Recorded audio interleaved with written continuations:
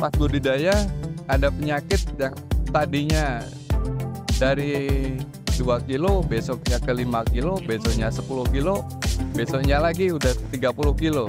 Dan di saat itu diangkat dan dipanen.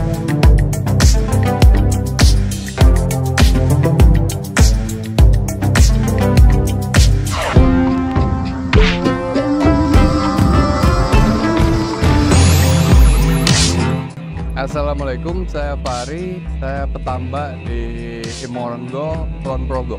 Kita mulai budidaya dari tahun 2016 sampai sekarang, jadi sekitar berapa tahun? 8 tahun.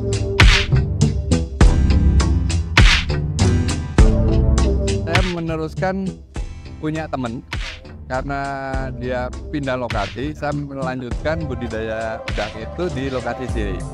Jadi masalah perizinan dan lain-lain, penyiapan tempat kita udah dari tinggalan dari teman.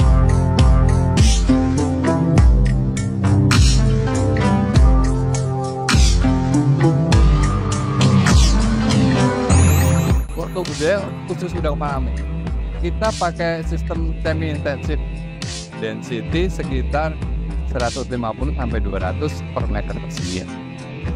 Jadi dengan kolam ini 1.500 kita tebar di 200-250.000.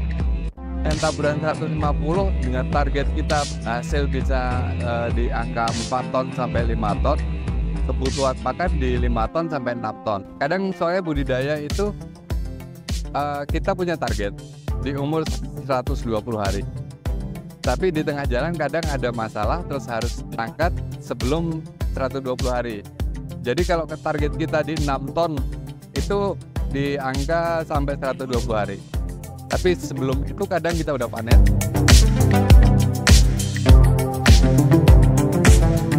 Sebelumnya ini kita di umur 90 hari panen. Dan kemarin satu petak itu yang kolam ini ya bisa di angka 3,2 ton.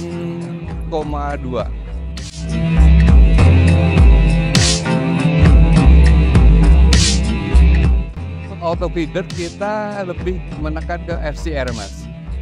Jadi sebelum pakai auto feeder kita untuk pakan bisa FCR 1,5, 1,6. Kalau dengan auto feeder saya kemarin bisa 1,2.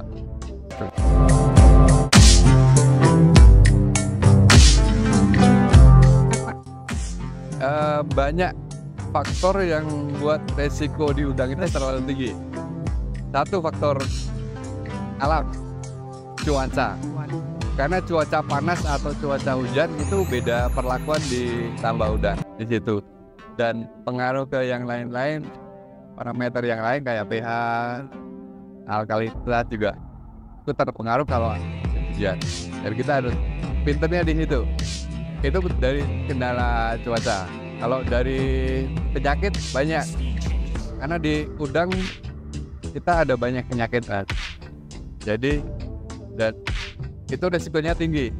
Dengan kematian udang itu kalau nggak cepat itu bisa cepat menyebar dan efeknya bisa kematian massal.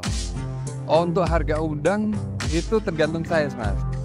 Dan tergantung harga pasaran saat ini, karena di pasaran udang itu beda seminggu besok atau seminggu yang lalu itu harga udah beda-beda. 2 tahun pertama pun saya pakai orang yang ngurusin, ada anak tambak, ada teknisi yang mengawasi masalah budidaya, dan di situ 2 tahun itu mengalami kegagalan terus. Selama 7 siklus saya gagal terus. Baru setelah itu saya mulai belajar di udang. Saya mulai tangani sendiri. Saya belajar dari YouTube, saya belajar dari teman, saya belajar dari senior-senior yang udah pengalaman banyak. Baru di situ saya bisa meningkatkan kualitas budidaya saya. Kalau ada masalah, Mas, terus ada kematian dan kita susah mengatasinya, itu yang buat saya ada kekhawatiran nanti keuntungan ya, bisa nggak dapet, bisa rugi malah gitu kan. Kalau sukanya kalau pas kita sesuai target, jadi dengan hasil sesuai target yang kita harapkan, itu emang di udang hasilnya tinggi Mas.